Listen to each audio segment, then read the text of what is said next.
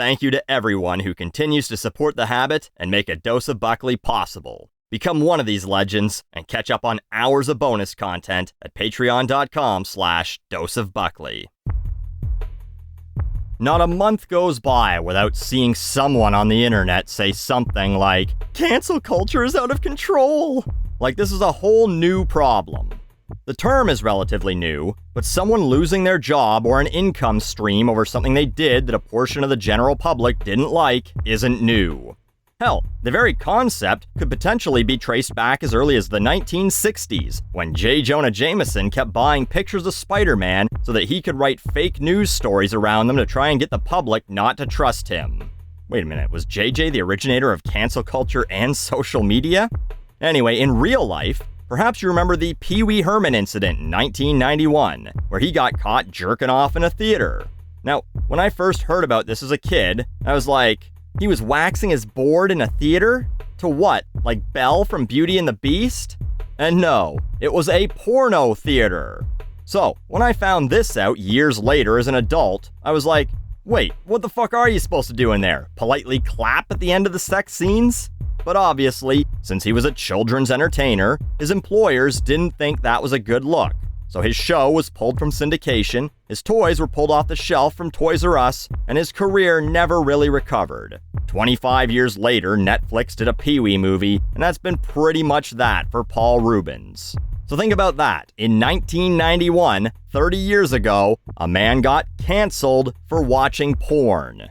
In 2003, the Dixie Chicks said on stage that they were ashamed that George Bush was from Texas. That pretty much ended them as country stars. Country fans boycotted their concerts, radio stations wouldn't play them anymore, and although they had some financial success later on, to this day a lot of country fans still don't support them, especially after they doubled down and took the word Dixie out of their names. They're just the Chicks now, so feminists should be canceling them next.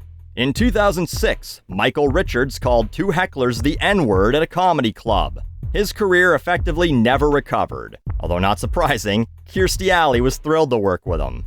In 2011, Gilbert Gottfried got fired from his job as the Aflac Duck for making jokes about the tsunami that killed about 20,000 people in Japan. Luckily, his career was already at a spot where he was a duck for an insurance company. This is just a small sample of people who, over the years, have had their careers damaged after saying or doing something that wasn't in line with what their employers wanted, or what potential employers would want to associate themselves with. It's part of the game when you want to be a public figure. So it's not new. In fact, it's actually baffling when it keeps happening, because you'd think celebrities would know better by now after like 30 fucking years of this. Gina Carano, who played Cara Dune on The Mandalorian, had practically no career before that. She was a mixed martial artist who lost a fight against her first real opponent and then quit. Then went on to do a bunch of direct-to-DVD movies before she got a real role in Deadpool. Then gets hired for The Mandalorian and becomes a breakout character. Star Wars fans love her, and they don't like anything new. It's very rare for a woman in her late 30s to finally get their big break in acting. So, you gotta protect that, right? No. Instead, she keeps tweeting a bunch of weird shit that your Q-pilled uncle would post. This is back in like summer of 2020. The hashtag #FireGinaCarano trends, and reportedly Disney tells her, hey, so like just stop tweeting weird shit, okay? This is a warning. All you gotta do is stop tweeting this stuff and everything's good. And what'd she do? Double down. This year, she retweets some nonsense about how Republicans are basically being treated the same as Jewish people were during World War II. Oh yeah, remember when late night talk shows and people on Twitter called Jewish people names and that's the worst thing that happened to them? Anyway, Disney's like, okay, so like, we fucking told you to stop and you went even bigger, so see ya. And she loses the cushiest gig ever. It was gonna have spin-offs, she was gonna be set. And she's still at it, basically crying, you can't compare yourself to Holocaust victims no more, and claiming she's going to go work on a movie that Ben Shapiro's making. I guess she passed the audition on Ben Shapiro's casting high chair. Which finally brings us to country musician Morgan Wallen. Morgan Wallen is another person who's had a real up and down career the last several months. In late 2020, things started really clicking for him. So much so that he's asked to appear on Saturday Night Live. Not something that happens a lot for country artists. So this is the crossover appeal at least someone feels he has. Now, they got some rules for their guests during the pandemic. Basically being cautious, self-quarantining before their appearance, all that. So what does he do? Oh, goes out partying, of course. He's seen in a bunch of videos in a crowded bar, making out with strangers, taking pictures with them cheek to cheek. SNL goes, yeah, so remember the list of things we said you weren't supposed to do? You pretty much did them all, so you're not coming on the show. But he apologized, they gave him a second chance, and he did end up appearing on the show, even appearing in a sketch making fun of himself. So, career's back on track, right? Early January, his new album comes out. Dangerous, the double album. The album boots Taylor Swift's album off the top of the mountain. He has the #1 album in North America. Morgan Wallen topples Taylor Swift. Not bad for a guy who lost on The Voice. Well, many of you know what happens next. A few weeks later, a video of him surfaces. Looks like he's getting home from the bar with some people, and he says this. Hey, Gracie, take care of this pussy ass. Now, this is why celebrities can't live among the regular people. I've made fun of celebrities' mansions before, especially country stars who sing about just being regular people.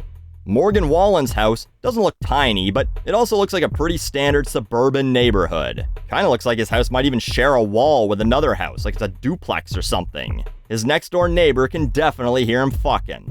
But this is what happens. Dude comes home from the bar, and his creepy-ass neighbor is filming him. Now, maybe here's why. It seems like Wallen waking up the neighbors might be a regular occurrence.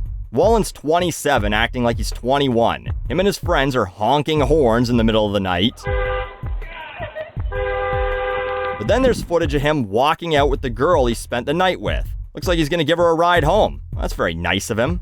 But the camera is moving. This isn't passive security cam footage. This is a person filming from the fucking window. That's pretty fucked up.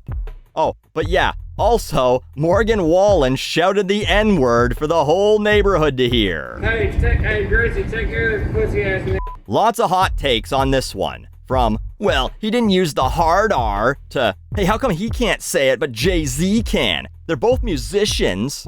But either way, almost every major radio company says they're gonna stop playing his music. Spotify takes all his songs out of the playlists that they maintain, and his label suspends him. Doesn't drop him, they just suspend him.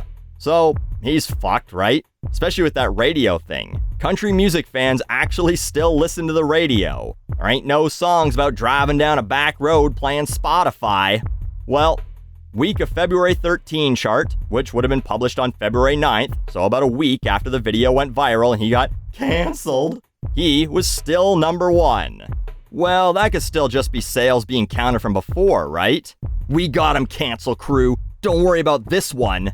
The week of February 20th chart, still #1. He beats out The Weeknd's The Highlights and a brand new Foo Fighters album, both debuting the same week. The Weeknd puts out a best of album just after his Super Bowl appearance. Morgan Wallen beats that. Then, the week of February 27th, he's still #1. 6 weeks in a row. That Weeknd album drops to #8, and the Foo Fighters album drops to 29 for some perspective. Oh, and 8 weeks later, 2 full months, still #1. Tying Taylor Swift's Folklore, and it didn't need 8 different covers on CDs and vinyl to do it. Despite being de-playlisted on Spotify 20 days after N-word gate. Remember when we used to call everything something gate? Man, I don't miss that. 20 days after his neighbor's spy video goes viral, his songs rack up like 10 to 12 million plays each on Spotify. The algorithm isn't feeding this to anyone. These are people actively going and listening to him.